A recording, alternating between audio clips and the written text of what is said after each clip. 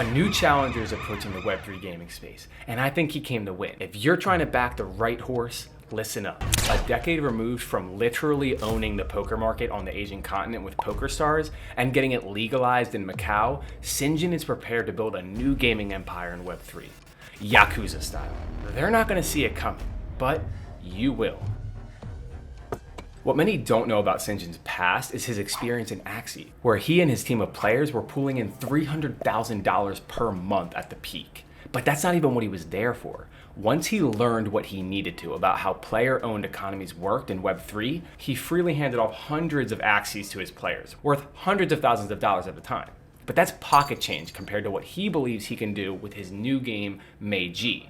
So stick around to see why he has good reason to believe he can create a billion-dollar empire and how you can play a part in it.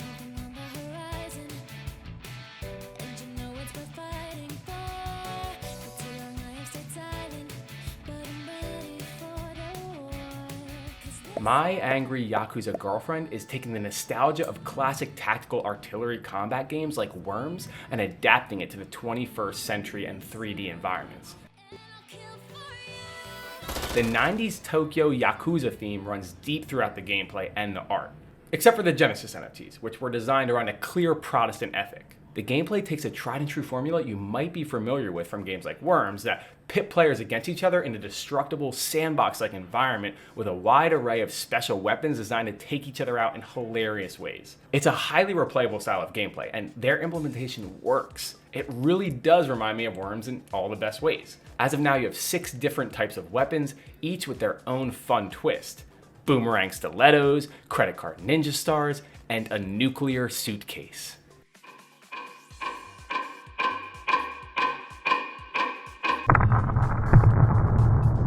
Easy to learn, but hard to master. That's what we're looking for, baby. And so far, they're knocking it out of the park. It's really easy to understand how each of these weapons work after a try or two. No, it's an accident. There's a good balance of strategy and luck, because you need to be careful about positioning and target selection.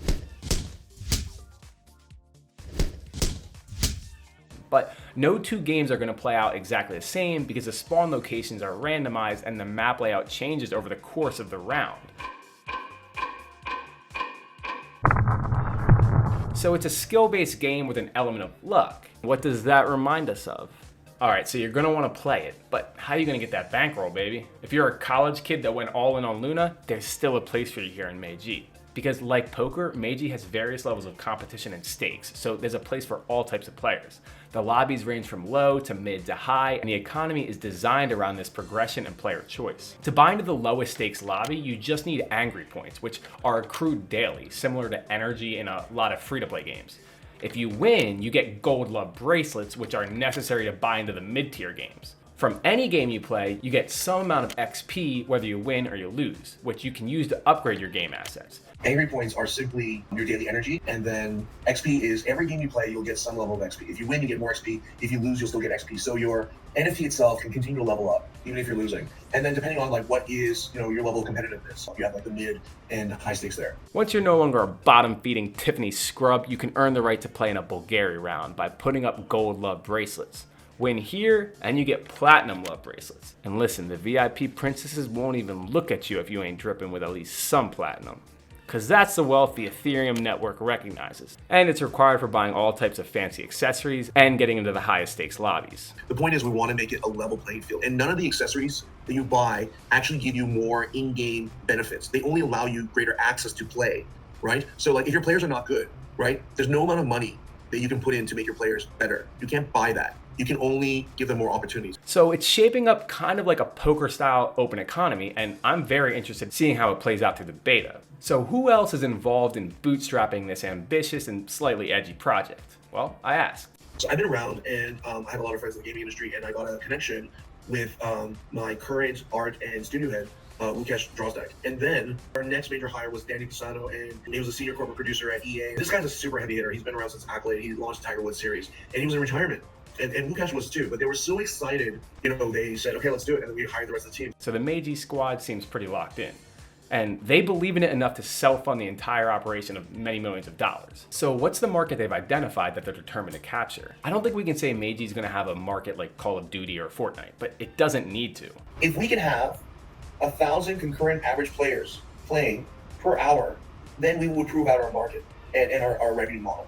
And if we prove out our revenue model that's sustainable at 1,000, there's no problem to scale it to like 100,000. It almost sounds like an impossible task because it seems like everyone's tried and everyone's proposed and nothing's worked out. If this model works out, I mean, we're basically going to be a $500 million company the next year, if not $1 billion company.